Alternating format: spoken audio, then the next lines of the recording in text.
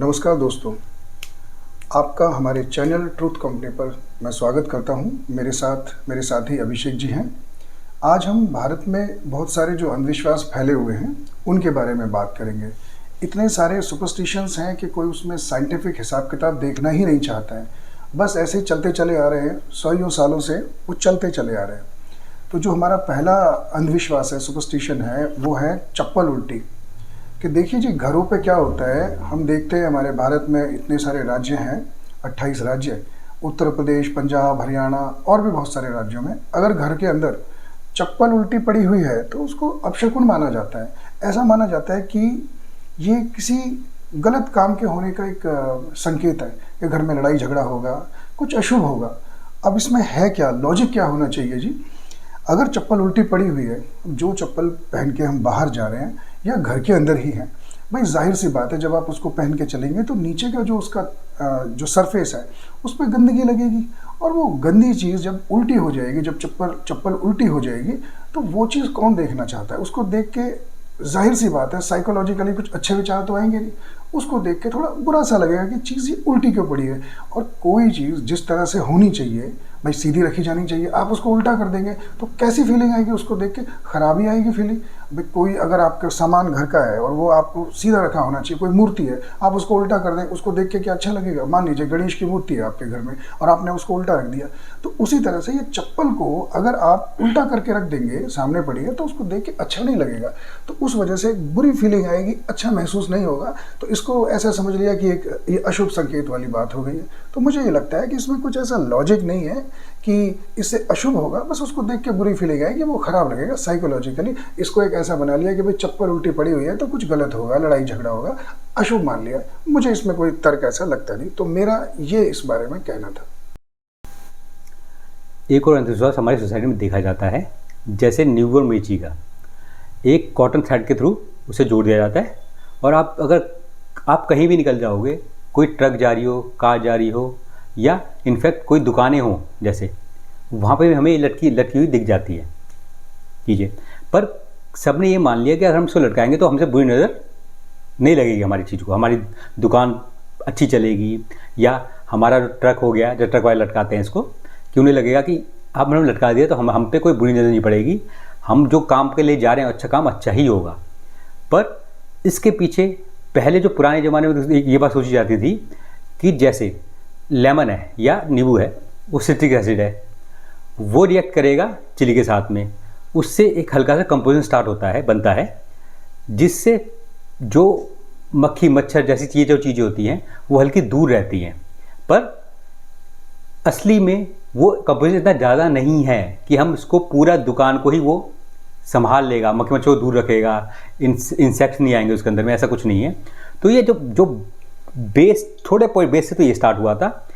उसके बाद में लोगों ने इसको ऐसे समझ लिया है कि अगर हमने ये लगाया तो हमसे बुरी नज़र दूर रहेगी। तो मेरे हिसाब से ये लोगों का एक अंधविश्वास है, जिनको लोगों को छोड़ देना चाहिए। इससे आप लगाओ, कुछ ज़्यादा फर्क नहीं पड़ता है, अगर नहीं भी लगाओगे तब भी कोई फर्क नहीं पड़ेगा इसमें। तो मेरे हिसाब से छोड़ देना चाहिए इसको। हाँ जी दोस्तों, अब जो हमारा अगला सुपरस्टिशन है वो है कि पीपल के पेड़ के नीचे भूत प्रेत रहते हैं। रात को पीपल के पेड़ के नीचे जाना नहीं चाहिए कि भूत पकड़ लेगा। अब क्या इसमें कुछ सच्चाई है? देखिए जी, ऐसा है, पीपल का पेड़ हो या और पेड़ हो, रात को फोटोसिंथेसिस की जो प्रोसेस होती है वो तो हो नहीं पाती है। तो पेड़ पौधों को रात को जो एनर्जी चाहिए वो अपने खाने को तोड़ेंगे। किस तरह से? वो वैसे ही काम करेंगे जैसा कि हम रेस्पिरेशन ह्यूमन बींग्स करते हैं। उस खाने को तोड़ेंगे, उसके लिए ऑक्सीजन चाहिए, आसपास से ऑक्सीजन को लेंगे, सक करेंगे और कार्बन डाइऑक्साइड निकलेगी। अब वो जो पीपल का पेड़ है वो इतना घना पेड़ है कि उसमें ऑक्सीजन जो है नीचे वो सारी की सारी वो ले लेंगे। अब वहाँ जाके कोई चारपाई डाल के, कुर्सी डाल के बैठेगा या रात को सोएगा तो उसको सांस लेने में तकलीफ होगी, कि जो वहाँ जो ऑक्सीजन है वो तो ऑक्सीजन पेड़ को चाहिए, आसपास की ऊपर की वो ले लेगा। और पेड़ इतना घना है कि ऊपर से नीचे तक आ भी नहीं पाएगी। पीपल का पेड़ जो है घना होता है।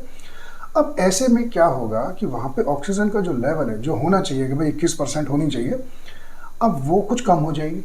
अब जब कम हो जाएगी तो ह्यूमन बींग्स जो है उनको सेंस हो जाती है, उनको पता लग जाता है कि भाई ऑक्सीजन का लेवल कम है, तो घुटन सी महसूस होती है। अब उस घुटन में कोई इंसान है, वो वहाँ सो रहा है, तो उसको घबराहट होगी। वो घबराहट में सोच के चलेगा कि ऐसा उसको लग सकता है कि किसी भूत प्रेत ने पकड़ लिया। तो ये एक बेकार का एक मिथ सी है, एक अंधविश्वास है कि पीपल के पेड़ के नीचे रात को भूत प्रेत। ये तो सभी पेड़ों के नीचे है। किसी भी पेड़ के नीचे रात को आपको जाके सोना ही नहीं चाहिए। ऑक्सीजन का लेवल तो वो वैसे ही कम कर देगा। उसको अपना खाने को तोड़ना है, जो उसने खाना दिन में बनाया, रेस्पिरेशन करना है, वो तो ऑक्सीजन लेगा और कार्बन डाइऑक्साइड निकालेगा। तो कार्बन डाइऑक्साइड वैसे ही हमको नहीं चाहिए। कार्बन डाइऑक्साइड का लेवल बढ़ा दिया और ऑक्सीजन ले ली उसने, तो ह्यूमन बींग्स को दिक्कत होगी सांस लेने में। तो इस वजह से ये एक साइंटिफिक फैक्ट है, ना कि कोई इसमें अंधविश्वास, सुपरस्टिशन जैसा जो कि हमारे देश में फैला हुआ है। तो इस बारे में तो ये बात कहनी है जी। धन्यवाद। अब जो हमारा अगला अंधविश्वास है जिसका हम बात करेंगे वो है नाखून काटना, झाड़ू लगाना या सुई का इस्तेमाल करना अंधेरे में। ये बोला जाता है जनरल इंडियन सोसाइटी में कि हमें रात में झाड़ू नहीं लगानी चाहिए, नाखून नहीं काटने चाहिए या सुई का इस्तेमाल नहीं करना चाहिए।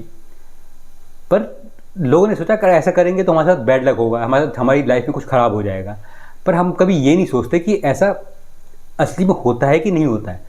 जब ये बात है जब उस टाइम की, जब हमारे यहाँ इलेक्ट्रिसिटी की डिस्कवरी नहीं हुई थी या हमारे यहाँ बिजली नहीं आती थी पुराने टाइम में। उस टाइम में क्या होता, तो उस टाइम के लोगों ने ये पुराने गांवों में मान लो ये बात उन्हें चला रखी थी कि मान लो अगर तुम अंधेरा होने के बाद में, वैसे लाइट होती नहीं थी, तो अगर आप दिया जलाओगे तो दिया की रोशनी कितनी पहुंच जाएगी, छोटी सी, थोड़े एरिया में, बहुत थोड़े छोटे रेडियस के अंदर जाएगी वो। पर पुराने ज़माने में लोग रहते बड़े बड़े घरों में, गाँव में जहाँ जगह हुआ करती थी, तो किसी का सामान उधर पड़ा हुआ है, अच्छी चीज़ मान लो किसी की वैल्यूएबल चीज़ पड़ी हुई है कहीं पे साइड में, और मान लो उसने दिए की रोशनी वहाँ पहुँच नहीं रही है, वो इसे झाड़ू लगाई। तो पहले क्या होता था कि इस चक्कर में, अंधेरे के चक्कर में, वो अपनी वैल्यूएबल चीज़ को भी बाहर कूड़े में फेंक दिया करता था अंधेरे के अंदर में। इस चक्कर में बोला गया कि रात में झाड़ू नहीं लगानी चाहिए।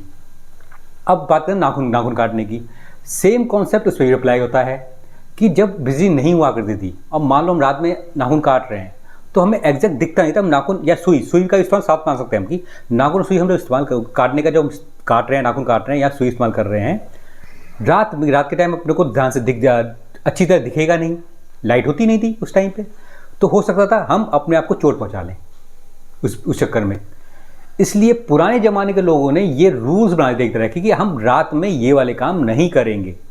अब उसको आगे जाके सोसाइटी ने ऐसे मान लिया कि यार हमारे लोगों ने तो ये बोला है कि हाँ कि भैया ये काम नहीं करने चाहिए, इसका मतलब ये कि ये हमारे लिए बैड लक होगा, हमारे लिए बुरा होगा। पर उन्होंने ये बात नहीं सोची कि उनके पास उस टाइम पे ये बिजली की फैसिलिटी नहीं थी जो अपने पास अब है।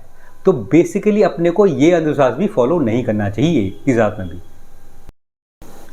हाँ जी दोस्तों, अब हमारा जो अगला सुपरस्टिशन है वो है जी कि जब हम कहीं पे दान दक्षिणा देते हैं तो 1 रुपया एक्स्ट्रा उसमें लगा देते हैं कि भाई वो लगा देने से कुछ शुभ होगा।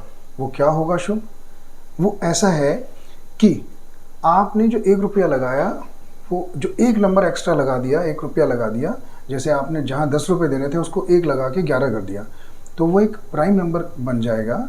और वो ऐसा कुछ आपको ऐसी इंडिकेशन देगा कि अब वो किसी से, क्योंकि कटता नहीं है, प्राइम नंबर खुद से ही कटता है, कि आपकी जो धन संपत्ति है वो डिवाइड नहीं होगी, हमेशा वैसे ही बनी रहेगी। ये एक अंधविश्वास है जो हमारे भारत में फैला हुआ है। अब इसके उदाहरण लेते हैं। उदाहरण कैसे? जैसे जी आपका 10 में 1 मिला दिया 11, तो 11 एक प्राइम नंबर बन गया, सही बात है, वो नहीं कटता किसी से, 1 से कटता है और अपने आप से कटता है 11 से। इसके बाद हो गया 11 के बाद 21, क्या 21 के साथ भी ये बात है? भाई 21 तो 7 या 21, 7 3 21, वो तो 7 से भी डिवाइड हो रहा है और 3 से भी डिवाइड हो रहा है, तो यहाँ पे तो ये बात ठीक नहीं बैठ रही। चलो आगे देखते हैं और 4 6 और करते हैं। 21 के बाद में हमने 31 ले लिया, चलो वो प्राइम नंबर है। फिर 41 ले लिया, चलो ठीक है। 51 लिया, 51, 17 3 51। भाई यहाँ पे तो बात नहीं बन रही, यहाँ पे फिर से ये डिविजिबल है 17 से 3 से। फिर आपने 101 ले लिया, ऐसे हम 61 71 81 करते गए, 81 फिर से आपका एक नंबर है जो कट जाता है 27 3 फिर आपने 91 ले लिया, 91 वो भी कट जाता है 13 7 चलो 101 पे आ जाते हैं, या इससे पहले 101 पे आ गए हम। अब 101 पे जब हम आए तो चलो ठीक है, वो एक प्राइम नंबर है। अब हम आ जाते हैं हंड्रेड्स के मल्टीपल्स पे।